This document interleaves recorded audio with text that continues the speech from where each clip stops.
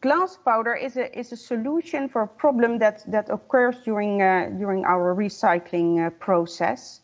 So if you look at glass recycling, it's in fact quite simple. We need to remove the non-target, non-glass materials from the glass waste. So then you have to think about metals, paper, plastics, and organics, and also the ceramics, stone, and porcelain, shortly called CSP. And removing this CSP is, I think, our biggest challenge in glass recycling. And this is technically only possible from the bigger cullet. So that means everything above 3 to 10 millimeters. And that's a bit depending on the type of recycling process that you have in place. So above 3 millimeters for the more advanced processes and above 10 millimeters for the more conventional processes.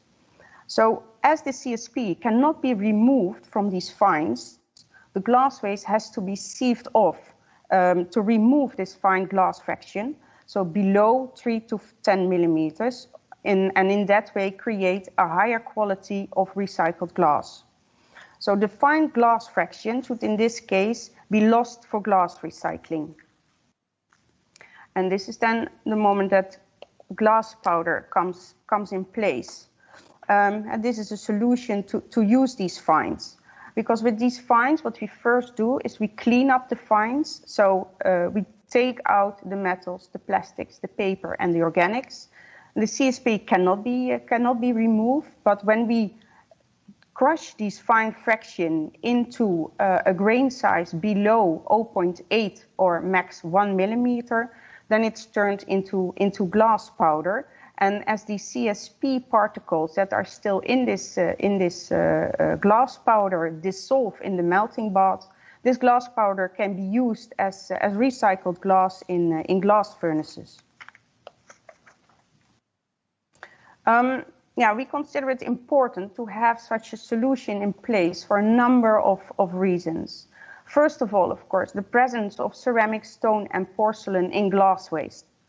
The second one is that we see an increase of the fine glass fraction in glass waste. First of all, due to collection systems using compacting trucks to decrease cost for collection, but also more advanced logistics via transfer stations cause more breakage.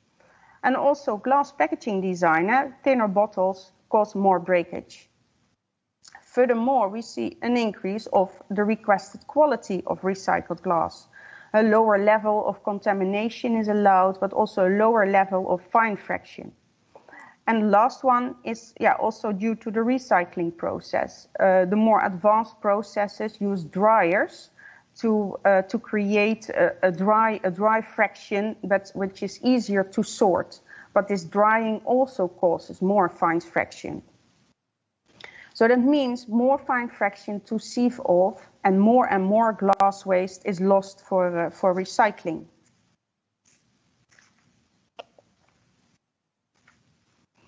So when we are able to turn this fine glass fraction, which can be 10 to sometimes 15% of the glass waste, to turn that into this glass powder, then we divert this percentage from aggregate solutions or maybe even from landfill.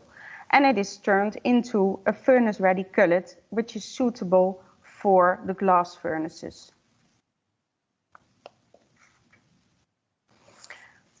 And to show you that this is, in fact, a proven technology, and I was happy that Sandra was already mentioning the fines and the usage of fines, I would like to present you our figures on a yearly basis. Only the Maltha group already supplies more than 100,000 tons of this glass powder to our customers. And as all recycling processes, this process is under continuous improvement and development to further increase the quality of the material and therefore also to increase the intake.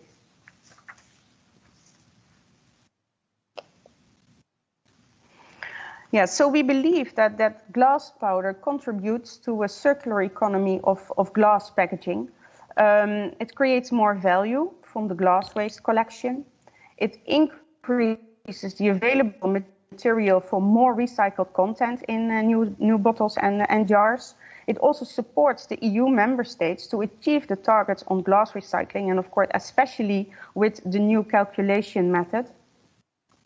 So, and in the end, it supports the further closure of the glass loop.